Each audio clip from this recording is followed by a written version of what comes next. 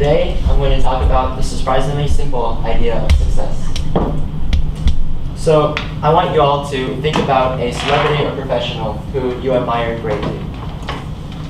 I'll give you a moment. So now that you've thought about someone, I'm going to ask you a question. So, do you admire them simply because they're celebrities, or because they excel in a hobby or a field that you're very interested in? Well, most people have some sort of connection to their role model, whether it be a sort of skill or an aspect of their personality that they find really inspiring. So one of my role models is Rafa Nadal, a Spanish tennis star who is famous for his ferocious attitude on the court and his intense training discipline. His phenomenal career has been the subject of many endorsement deals with Nike, Tommy Hilfiger, and Kia Motors. Nadal's success isn't much different from those of other celebrities. Success in sports or in media often triggers a widespread reaction known as the superstar effect. This is when companies and TV networks actively try to feed off of celebrities' achievements. But behind all the sponsorship deals and camera flashes lies someone who is not as different as you think. So many of the celebrities you admire have actually come from very humble backgrounds. For example, Eminem grew up in a single mother household. He dropped out of high school at the age of 17, and he worked many odd jobs to support him, his family, and his budding musical career. But Eminem is just one of thousands of aspiring musicians who have had to deal with tough financial situations. So how is he able to single-handedly change the hip-hop industry? So think about this. When I ask this question, the answer I get the most is simply hard work. But unfortunately, it's not that simple. While hard work is certainly better than no work, hard work on its own rarely merits lasting success. In fact, the real dividing factor between success and mediocrity actually lies between working hard and working smart. So here is a perfect example of a well-rounded individual. Without a doubt, he or she is extremely hardworking, as it is considerably challenging to balance grades, sports, a social life, and their passion. And each of these four sections is, of course, of equal importance. So to balance all of these and to maintain a flexible schedule, that they have to end up sacrificing time otherwise to spend to hone and develop their passion. For example, the student could be a stand-up viola player, but the time spent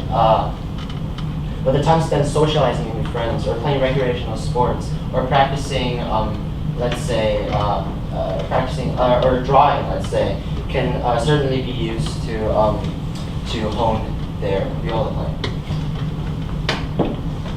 So in their careers or in social circles, people often try to patch their obvious weaknesses in order to become more socially accepted.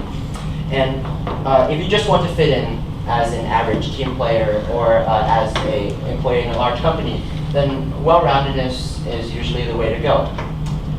But for those of you who seek highly demanding positions in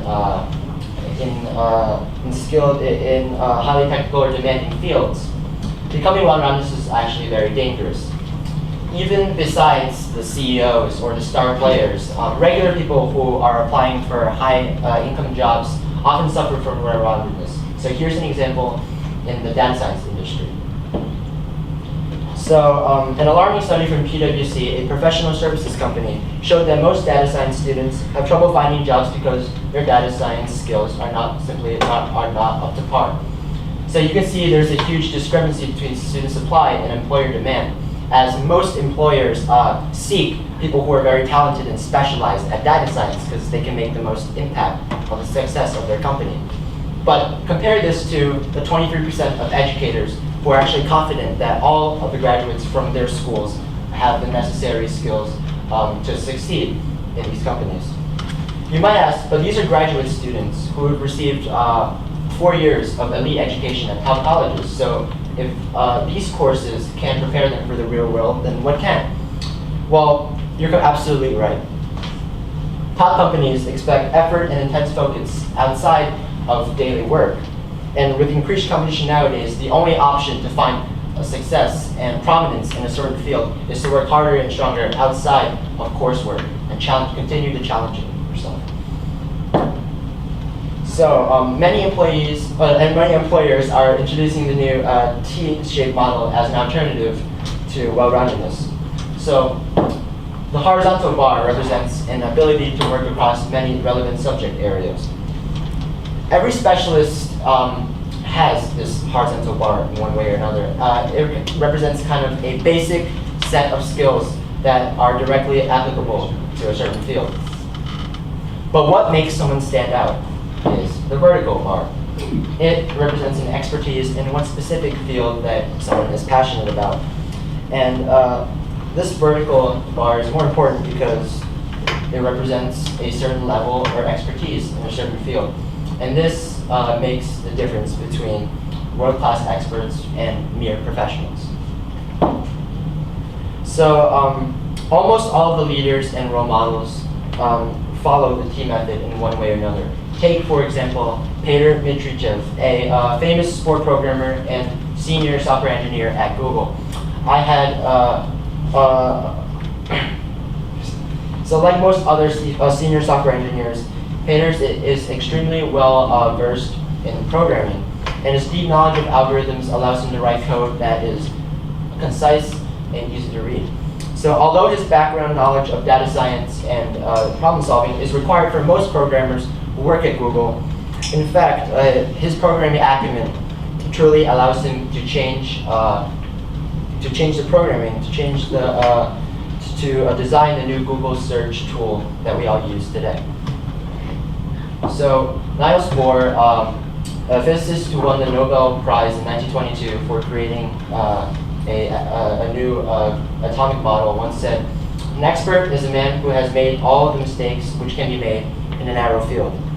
An expert and world-famous researcher in quantum physics himself, Niels Bohr was able to make such a significant impact in physics because, one, he focused on one specific category of science and physics, and two, he dedicated all of his time and all of his effort into perfecting this skill, and he exhausted all of his resources and created more.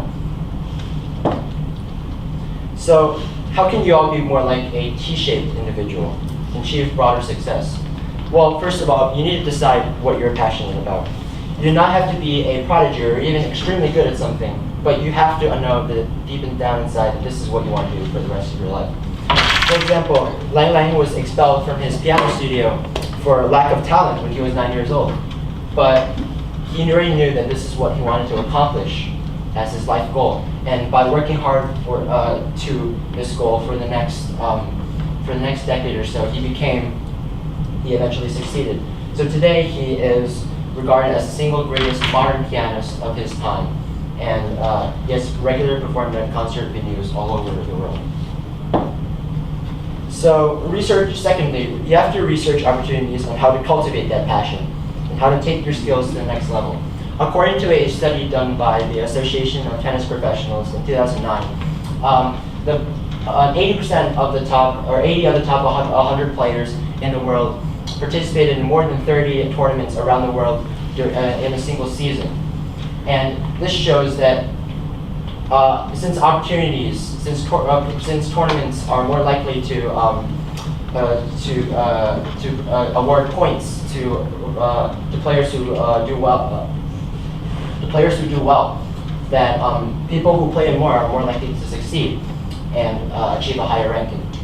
So how does this apply to you? Well, even in the high school level, there are many opportunities to develop your passion, for example, in summer outreach programs and in competitions, or simply in online forums where you can meet and talk to other students who are just as passionate as you. And lastly, once you figure out the goal and the stepping stone, it's time to take action. Whether when you're wasting unnecessary time surfing the internet or browsing social media, just remember that goal and try to begin working towards it. It could be as little as going for a run or reading a few books on a topic you love. But although there are so few experts in a certain field, most of them began where you are right now. So everything I've told you today revolves around the ability to cultivate your passion and the willingness to push yourself to the limit. Although working hard towards your goal is definitely a start, focus on turning all that hard work into an area that you love, and you might just be able to change the world someday. Thank you.